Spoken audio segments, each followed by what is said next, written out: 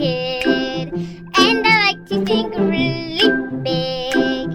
Would you like to think with me about all the possibilities? We're all think big kids. You could be a doctor or a teacher, or maybe a celebrity. There's no limit to what we can be.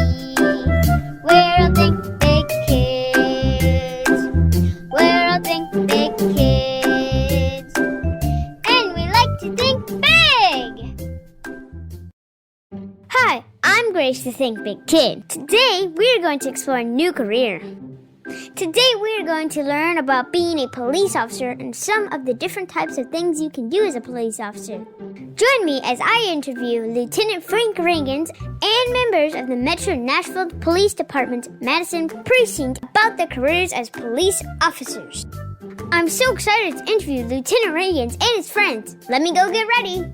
I'm ready. Let's go Zoom. Hello and welcome back to another Think Big Kids video. I'm your host Grace, and today we are talking to Lieutenant Frank Reagans. How are you today? Hey, pretty good. Thank you for having us on, Grace. We appreciate it. You're very welcome. Are you ready to answer some questions? I am, but before we answer the questions, let me introduce some of the guys that I work with, guys and ladies that I work with, and who's going to be helping me answer those questions today, okay? With me, I have Sergeant Henry Particelli.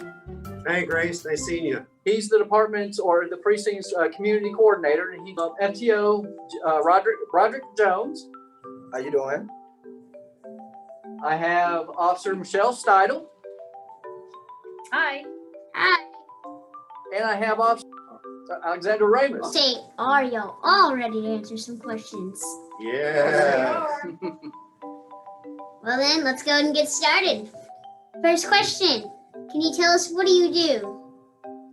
All right. Well, as police officers, we are basically guardians of the community. So the community entrusts us to go out and keep them and protect them safe. And so you have an idea of what a police officer does. And there's a whole myriad of goals that we try to accomplish. But most of them is to enhance security and trust within the community. So my name's Sergeant Henry Particelli, and I'm the Community Affairs Sergeant here at the Madison Precinct. So what I get to do is get out and talk to the folks in the community and kind of connect the dots. So if people have issues like maybe someone's speeding in their neighborhood or something going on, they'll call in and I'll talk to them and find out what we need to do. Maybe that's an extra patrol or some enforcement, but I'll also do neighborhood watch groups. Sometimes I get to the schools when the schools are open, get to talk to the kids, or I'll go to the senior citizens events and kind of help them with their questions or just participate in different events. So I got a pretty fun job on the department. I'm pretty lucky with what I get to do. Hello. My job is mainly to train individuals that leave the police academy. They'll see me when they come out of the academy for 9 weeks at a time. You know, Grace, to actually become a police officer with the Metro Nashville Police Department, it's about a year's worth of training that they go through. Yep. I mean, there's about 5 months of an academy and about 6 months of a training officer. And at times, we hope that we prepare each officer to do their job to the best of their ability. And that's a long time, but there's a lot of people who say that's really not that much time to do the job of a police officer. So it's a long time as a kid, but as an adult, that's a relatively short time. Let's recap. Police officers are guardians of the community. They train new police officers who have graduated from the police academy, and they support neighborhood watch groups, talk to kids at schools, and help people feel safe. What is your favorite part about your career? Oh my gosh, that's a tough question. So my job and what I do currently, I'm a precinct accountability and compliance lieutenant. So what I have to do is I have to make sure that the officers have the tools and the training to do their job to the best of their ability. So I look over the reports, I look and see how they answer calls and how they're helping the community. And if I find in any area that they are lacking in a particular area, it's my job to get them the tools. So if they need, I don't know, let's say they need a new radio, I can make sure they get a new radio, or let's say that their car isn't functioning like it's supposed to, I ensure that their cars are equipped with the equipment that they need to do their job right. So my job is fun in the aspect that I get to help officers do their job. Hey Grace, I'm the crime analyst here at Madison Precinct. Basically, my job is to look over all the reports that come through, read them, and then categorize them, however you want to call it, into a easy to read spreadsheet so that they can see what's going on when it comes to crime in Madison. The fun part of my job, other than the reading, there's a lot of reading and the typing and everything like that, is that sometimes I get to help detectives when it comes to certain cases and everything like that. So I feel like I make a difference when it comes to like crime in certain areas. I can pinpoint where the crime is at, what's the big issue in that neighborhood, and what the police department can do to assist in resolving the issue. Well, hey, Grace. I do answer calls every day. Anytime you dial 911 or 862-8600, it goes to a dispatch, and dispatchers send it out according to which sector it's going to be in. And since we're in Madison, they send me a call, and I go out and I get to actually meet people, and they tell me various stories. Some of them are good, some of them are bad, but the best part is most of them are pretty funny. So the best part of the day is meeting different people and making a difference in their life. That is probably the best thing about being a police officer, is helping people. I can remember about 27 years ago, I was a young police officer I got a call, a late alarm call one morning, where this young lady, her alarm went off in her house and she was scared to death. And me and my partner were able to go out there and answer that alarm and make sure her house was secure. And she was the most grateful person, just because she knew that she was safe in her house after we got there. And I can't explain what type of feeling that is for a police officer, to make sure someone's safe and that we've done our job by making sure that they feel secure in their own home. Some of the officers' favorite things are enjoying making sure officers have all the tools and resources they need to do their job, helping detectives solve crimes through evaluating crime data, connecting with people, hearing their stories, and making a difference in their lives. Helping people feel safe is the best part of being a police officer. What skills or education would someone need to do your job?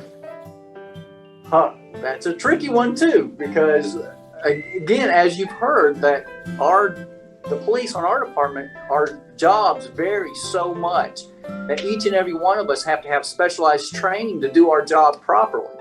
So, for example, I was a crime scene investigator for quite a while. So I had a lot of forensic training. I've had training in trajectory analysis, bloodstain pattern analysis. I've had,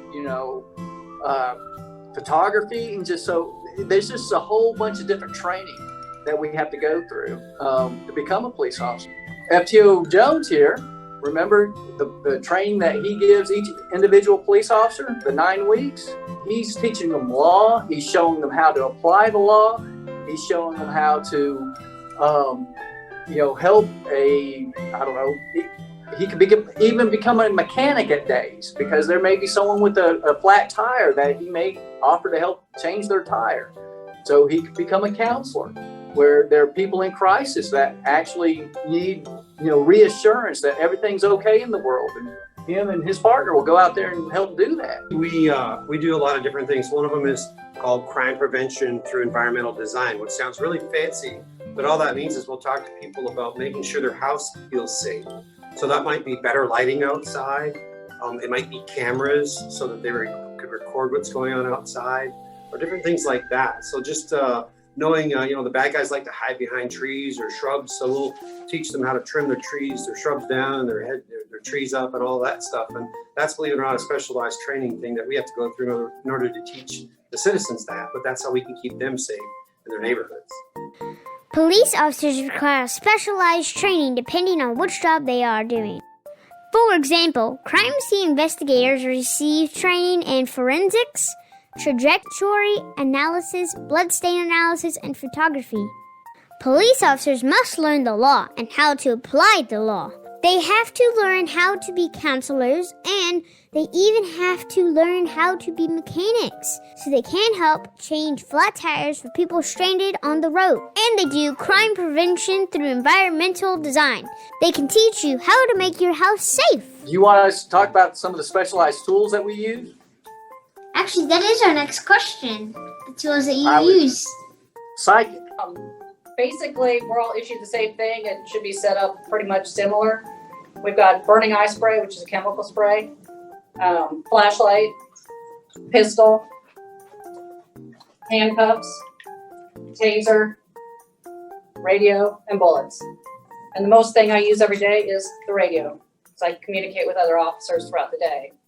So Grace, the modern police officer uses a lot of different tools and technology. In fact, in our cars, we are using cameras to record what we do and what other people are doing on the street. We're also using GPS, which allows our dispatchers to dispatch the closest car to a call or to an incident, and that allows us to reduce our response time.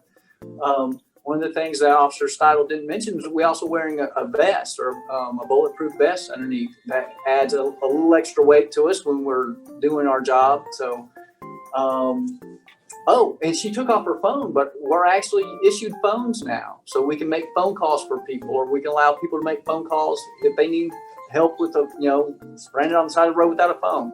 So, but we do rely on a lot of different tools and a lot of different technology to do our job well. Did you know a police officer's duty belt weighs about 25 pounds? Modern police officers are issued cell phones. They use cameras in their cars. They use GPS to dispatch cars closest to a call. And they wear bulletproof vests. Okay, for our next question, what can kids start doing today if they want to pursue this career in the future? Education, stay on the burner, keep on trucking, no matter what life brings you, because we're going to have some things that step in your way. Bullies at school, we have those. Try not to let that negativity keep you off path. We got to remember one thing: to become a police officer, your criminal history cannot be there.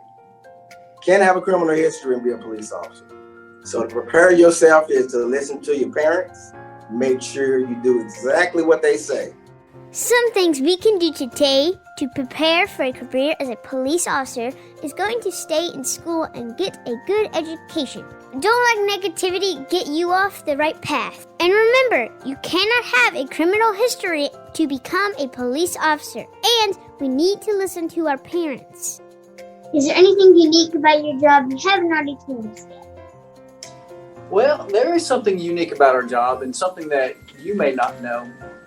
About, about 100 or a couple of 100 years ago, there's this guy, old man in England named Robert Peel. And actually, people just called him Bobby. So have you ever heard of a Bobby? You haven't heard of a Bobby? Well, if you look it up on the internet and see what a Bobby is. Bonus information. Modern policing started with a British Home Minister, Sir Robert Peel, also known as Bobby, in the 1800s. Instead of wearing red coats, which everyone resented, Peel's patrolmen, or Bobbies, wore black jackets and tall wool hats with shiny badges. They went out armed only with a short club and a whistle for summoning backup, walking regular beats and working to gain the trust of the local citizens. Robert Peel's system was a success, and his model of Bobbies were adopted in the United States. They were the very, very first police officers. In order to have good police officers, those police officers must come from the community that they live in. So they must reflect the values of the community. So what I'm getting at is that you, living in your community, can become the very best police officer you could possibly be for your community. The very best police officers are those who work in their own communities. Did you know you were going to be in this career as a kid? No, I thought I was going to drive tanks as a kid, but it just didn't work out. So I learned that I really loved forensics and became a police officer instead. Did anyone else think that? When I was 14, I did a ride-along with a police officer, and it was probably the life-changing part of my life because I had never thought of being a cop, and he was a great instructor, so that's why I became a cop, because I liked what he did. So I wanted to be a police officer as a kid, but back in Canada then, you had to have 20/20 uncorrected vision. So today I wear contact lenses. You couldn't do that then. So that kind of disqualified me. Well, eventually I moved to the United States. I lived here for quite a while, and I didn't become a police officer until really, we talk about 18 being old. I was 40 when I became a police officer. But I realized while I was here that I could actually do that now, that those qualifications weren't the same. So it was exciting for me to do something that I thought I could do as a kid, and then found out I couldn't do, and then learned down the road that I can actually do this. So here I am. Before I became a police officer, I was actually a bank teller. So I worked at a bank. Yeah, you wouldn't believe that, right? I saw your eyes light up. I didn't know what I was going to do with my life. And one of my buddies, his father was the chief of police of a small town.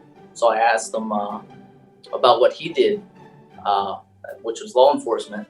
And he gave me a little advice, and he recommended I take a semester in college in criminal justice. And then that was probably the most fun I've had in college. But I had a lot of fun learning about the criminal justice system. And real quick, the big reason I wanted to be a police officer was that when I get to my old age, I want to be able to look back at my life and then know that I made a difference, at least in a small community to a big city that I'm in now. Grace, mine is much cooler than the rest of them. I was forced actually to go to school.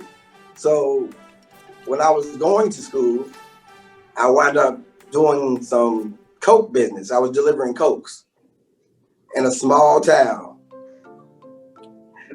Once I was delivering Cokes, the chief said, "Hey, you'd be a good police officer." He asked me, he said, "How would you like to join our lovely police department?" I said, "I don't know. Yes." He said, "Okay, when can you start?" So I started my police work in 1992, at a small town called Milan, Tennessee. And that's how I got started. So you went from Cokes to police officer in just one delivery. That's it. That's it. Cokes to police. And I still love Cokes. Who knew police officers could be so funny? Each of our guests have different stories about how they become police officers.